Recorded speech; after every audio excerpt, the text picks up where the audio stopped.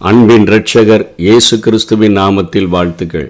நாளிலே ஏசாயா தீர்க்கதரிசியின் புஸ்தகம் 34வது அதிகாரத்தை நாம் தியானிக்க போகிறோம். இதிலே ஏசாயா அர்கமதான் யுத்தம் பற்றி, அவைகள் உலக நாடுகளுக்கிடையே ஏற்படும் பொழுது நடக்கிற கொடூரங்களை பற்றி அவர் இங்கே சொல்லி இருக்கிறதை பார்க்கிறோம். தேவனுடைய ராஜ்யம் ஸ்தாபிக்கப்படுகிறதற்கு முன்பாக அந்த மகா உபத்திரவ காலங்கள் முடிந்த பொழுது நடக்கிற யுத்தத்தை குறித்து இங்கே ஏசாயா எழுதி வைத்திருக்கிறார். இதற்கு முன்பாக இன்றைக்கு கிருபையின் காலத்தில் வாழ்கிற நாம் நிச்சயமாக எடுத்துக்கொள்ளப்படுவோம். நம்முடைய ஏக்கங்கள் எப்படியாய் இருக்கும் என்று சொல்லி தீத்துவிற்கு பவுல் எழுதும் பொழுது அழகாக எழுதுகிறார். 2ஆம் அதிகாரம் 13ஆம் வசனத்தில், நாம் நம்பியிருக்கிற ஆனந்த பாக்கியத்துக்கும் மகாதேவனும் நமது இரட்சகருமாகிய இயேசு கிறிஸ்துவினுடைய மகிமையின் பிரசன்னமாகுதலுக்கும் எதிர்பார்த்து கொண்டிருக்கும்படி நமக்கு போதிக்கிறது.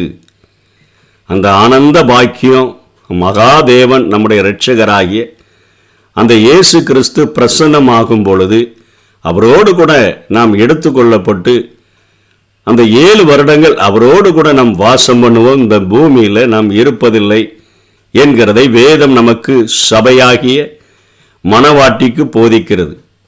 இந்த அர்கமதான் யுத்தம் நடக்க போகிறதே, அதற்கு ஆண்டவர் ஜாதிகளை கிட்டி வரும்படியாகவும் ஜனங்களை கவனிக்கும்படியாகவும் பூமியை, அதனுடைய நிறைவை, பூச்சக்கரத்தை, அதில் உற்பத்தியாயிருக்கிற யாவையும் கேட்கும்படியாகவும் சர்வ வல்லமை உள்ள தேவன் அழைக்கிறார் என்று சொல்லி இங்கே ஏசாயா இந்த அதிகாரத்தை தொடங்குகிறதை பார்க்கிறோம்.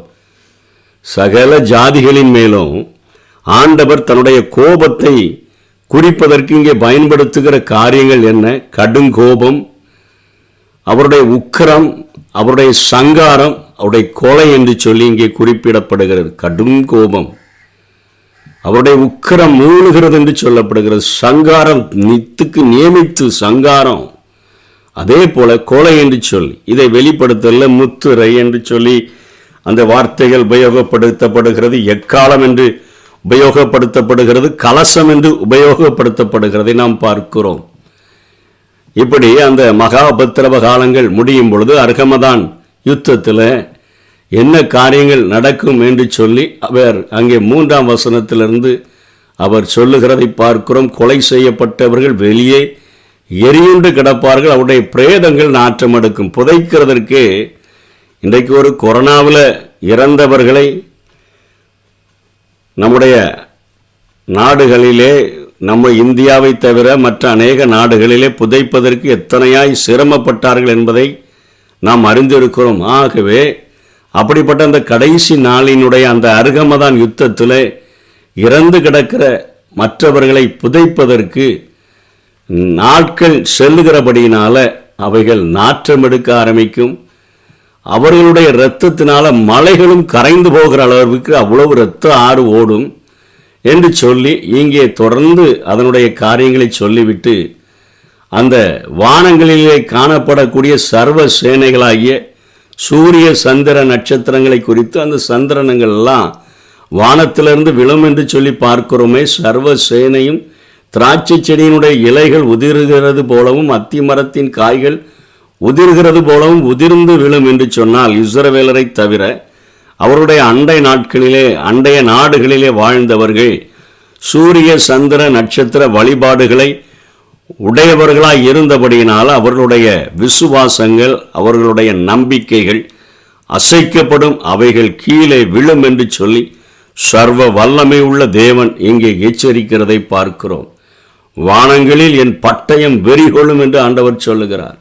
இதோ ஏதோமின் மேலும் நான் சங்காரத்துக்கு நியமித்த ஜனங்களின் மேலும் அது நியாயம் செய்ய இறங்கும். ஆண்டவருடைய பட்டயம் வெளிப்படுகிறது, நீதியும் நியாயத்தையும் வெளிப்படுத்தும்படியாகத்தான் அவைகள் வெளிப்படுகிறது என்று சொல்லி இங்கே ஏசாயா சொல்லுகிறார்.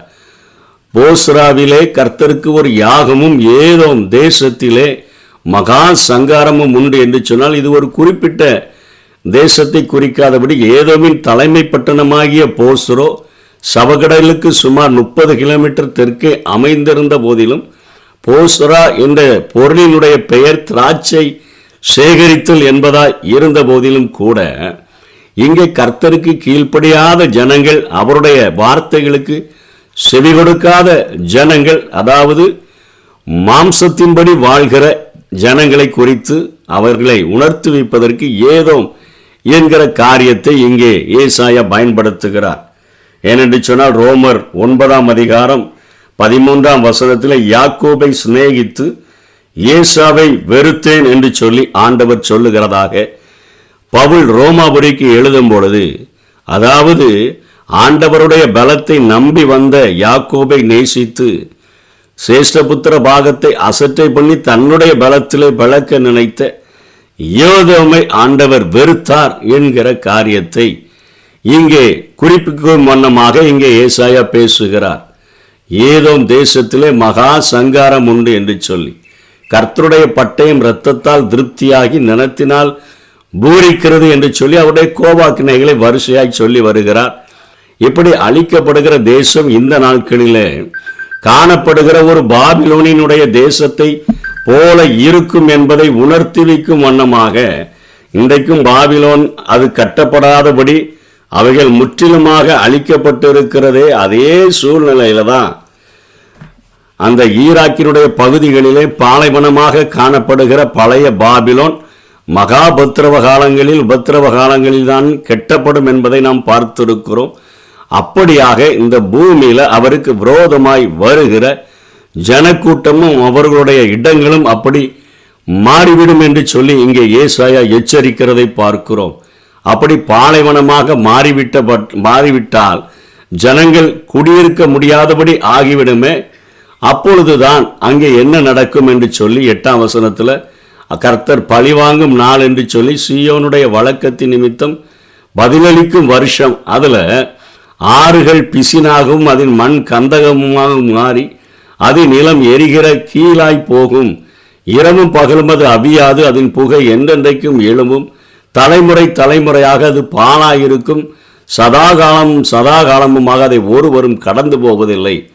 இது எப்படி இங்கே உள்ள அழிவு கர்த்தரை சார்ந்திராத மாம்சத்தின்படி வாழ நினைத்த மக்களுக்கு நடக்கிற அழிவு எப்படி இருக்கும்? சோதம் கொமோராவினுடைய அழிவை போல இருக்கும் என்று சொல்லி வானத்திலிருந்து அக்கினியை இறக்கி அந்த சோதம் கொமோராவை அழிப்பதற்கு முன்பாக ஆண்டவர் லோத்துவையும் அவனுடைய குடும்பத்தையும் காப்பாற்றினது போல அவர்களை காப்பாற்றி அங்கே மீதம் இருக்கிற அந்த ஜனங்களை எப்படி வானத்திலிருந்து அக்கினியை இறக்கி அழித்தாரோ அதே போல வானத்திலிருந்து அக்கினி இறங்கி அழிக்கிறபடினாலே தான் அதனுடைய புகை என்றென்றைக்கும் எழும்பும் என்று சொல்லப்படுகிறது.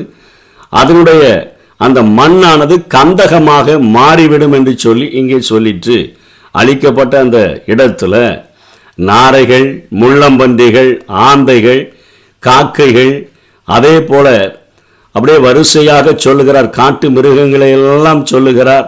அதில் முட்செடிகளை அவைகள் முளைத்து விடும். காஞ்சொரிகள், முட்பூண்டுகள் எல்லாம் முளைச்சிடும்.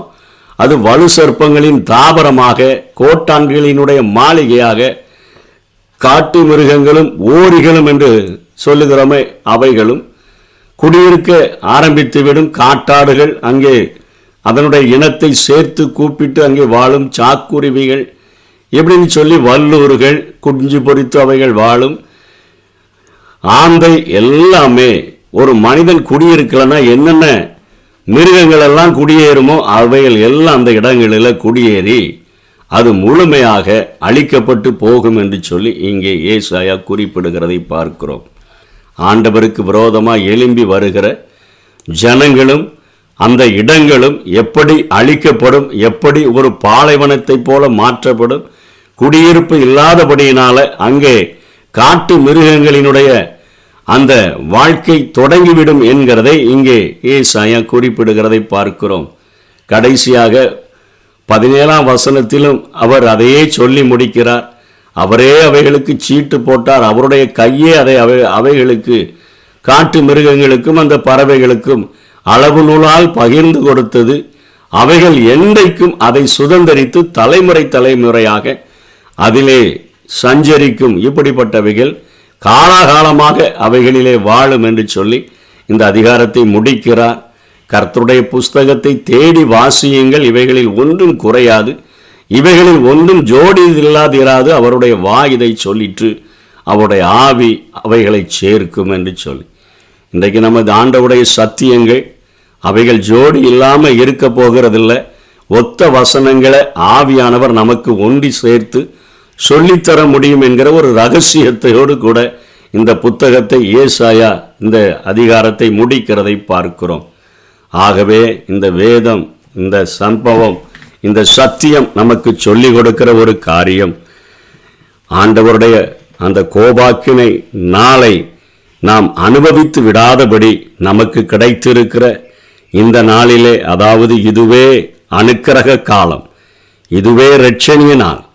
ஆகவே நம்மை ஆண்டவருடைய சன்னிதானத்தில் நம்மை ஒப்பு கொடுத்து அவருடைய சித்தத்தின்படி வாழ நம்மை அர்ப்பணித்து அவருடைய சத்தத்துக்கு செவி கொடுக்கிறவர்களாக வாழ்ந்தோம் என்று சொன்னால், நாம் நம்பியிருக்கிற அந்த ஆனந்த பாக்கியத்துக்கும் மகாதேவனும் நமது இரட்சகருமாகிய இயேசு கிறிஸ்துவனுடைய மகிமையின் பிரசன்னமாகுதலுக்கும் காத்திருக்கிறவர்களாக காணப்படுவோம்.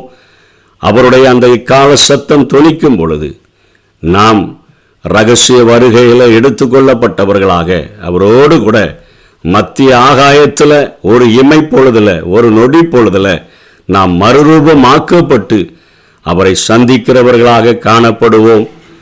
அப்படிப்பட்ட மிகப்பெரிய ஒரு பாக்கியத்தை ஆண்டவர் நமக்கு தந்தருள்வாராக. ஆமென்.